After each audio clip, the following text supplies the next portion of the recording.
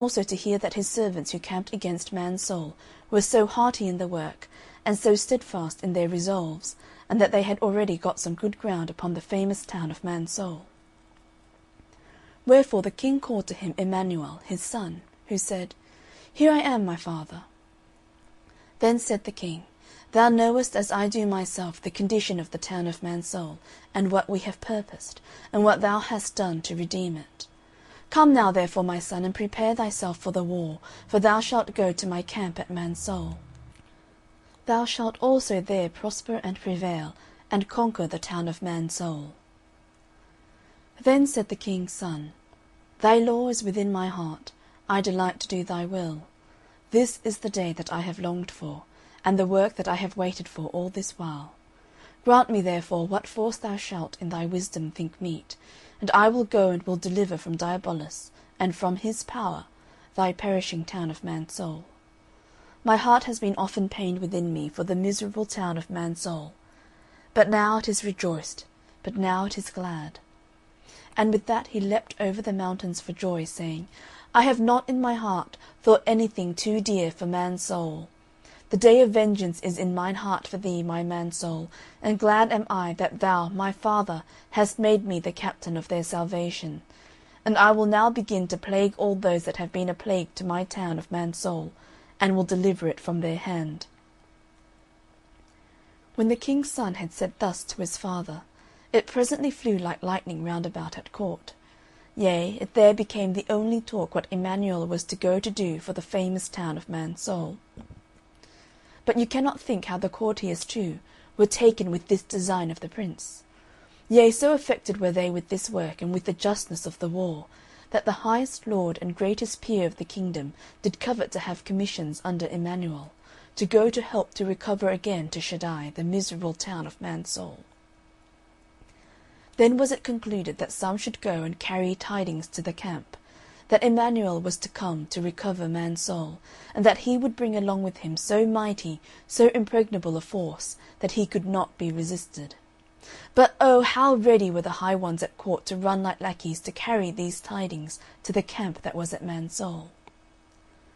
Now when the captains perceived that the king would send Emmanuel his son, and that it also delighted the son to be sent on this errand by the great Shaddai his father, they also, to show how they were pleased at the thoughts of his coming, gave a shout that made the earth rend at the sound thereof.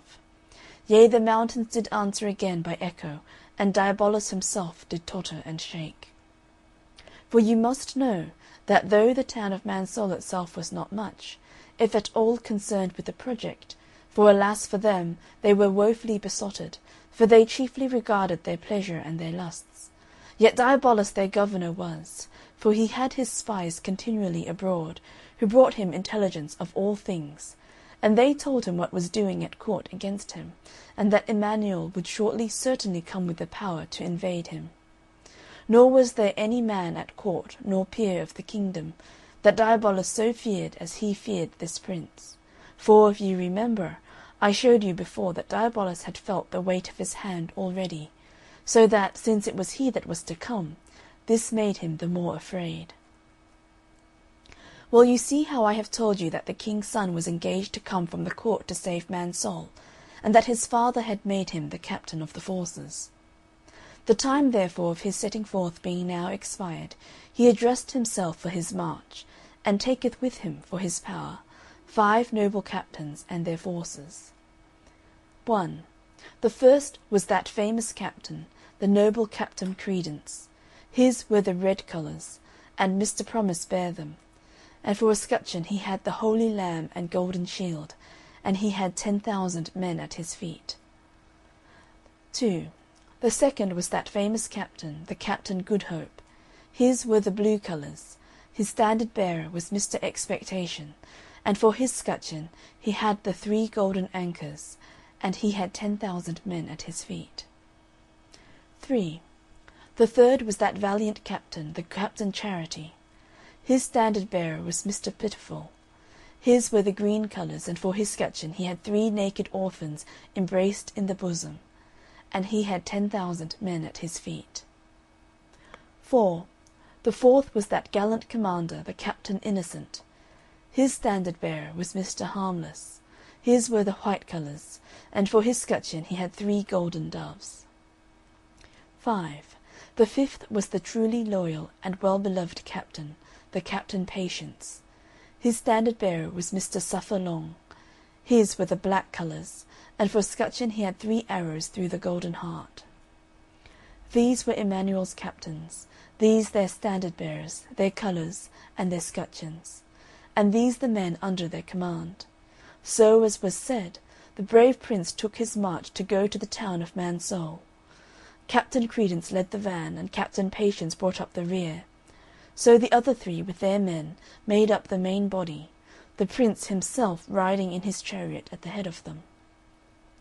But when they set out for their march, oh, how the trumpets sounded, their armour glittered, and how the colours waved in the wind! The prince's armour was all of gold, and it shone like the sun in the firmament. The captain's armour was of proof, and was in appearance like the glittering stars. There were also some from the court that rode with maids for the love that they had to the King Shaddai, and for the happy deliverance of the town of Mansoul. Emmanuel also, when he had thus set forwards to go to recover the town of Mansoul, took with him at the commandment of his father 54 battering rams, and 12 slings to whirl stones withal. Every one of these was made of pure gold, and these they carried with them, in the heart and body of their army, all along as they went to Mansoul. So they marched till they came within less than a league of the town. There they lay till the first 4 captains came thither to acquaint them with matters. Then they took their journey to go to the town of Mansoul, and unto Mansoul they came. But when the old soldiers that were in the camp saw that they had new forces to join with, they again gave such a shout before the walls of the town of Mansoul that it put Diabolus into another fright. So they sat down before the town, not now as the other 4 captains did, to wit against the gates of Mansoul only, but they environed it round on every side, and beset it behind and before, so that now, let Mansoul look which way it will, it saw force and power lie in siege against it. Besides, there were on mounts cast up against it. The Mount Gracious was on the one side, and Mount Justice on the other. Further, there were several small banks and advanced grounds, as Plain Truth Hill and No Sin Banks, where many of the slings were placed against the town. Upon Mount Gracious were planted 4, and upon Mount Justice were placed as many, and the rest were conveniently placed in several parts about the town. 5 of the best battering rams, that is, of the biggest of them, were placed upon Mount Hearken, and a mount cast up hard by Eargate, with intent to break that open. Now when the men of the town saw the multitude of the soldiers that were come up against the place, and the rams and slings and the mounts on which they were planted, together with the glittering of the armour and the waving of their colours, they were forced to shift, and again to shift their thoughts. But they hardly changed for thoughts more stout, but rather for thoughts more faint. For though before they thought themselves sufficiently guarded, yet now they began to think that no man knew what would be their hap or lot. When the good Prince Emmanuel had thus beleaguered Mansoul, in the first place he hangs out the white flag, which he caused to be set up among the golden slings that were planted upon Mount Gracious. And this he did for 2 reasons. 1, to give notice to Mansoul that he could and would yet be gracious if they turned to him. 2, and that he might leave them the more without excuse, should he destroy them, they continuing in their rebellion. So the white flag with the 3 golden doves in it was hung out for 2 days together, to give them time and space to consider. But they, as was hinted before, as if they were unconcerned, made no reply to the favourable signal of the Prince. Then he commanded, and they set the red flag upon the mount called Mount Justice. It was the red flag of Captain Judgment, whose scutcheon was the burning fiery furnace, and this also stood waving before them in the wind for several days together. But look how they carried it under the white flag when that was hung out. So did they also when the red one was, and yet he took no advantage of them. Then he commanded again that his servants should hang out the black flag of defiance against them, whose scutcheon was the 3 burning thunderbolts. But as unconcerned was Mansoul at this as at those that went before. But when the Prince saw that neither mercy nor judgment, nor execution of judgment, would or could come near the heart of Mansoul,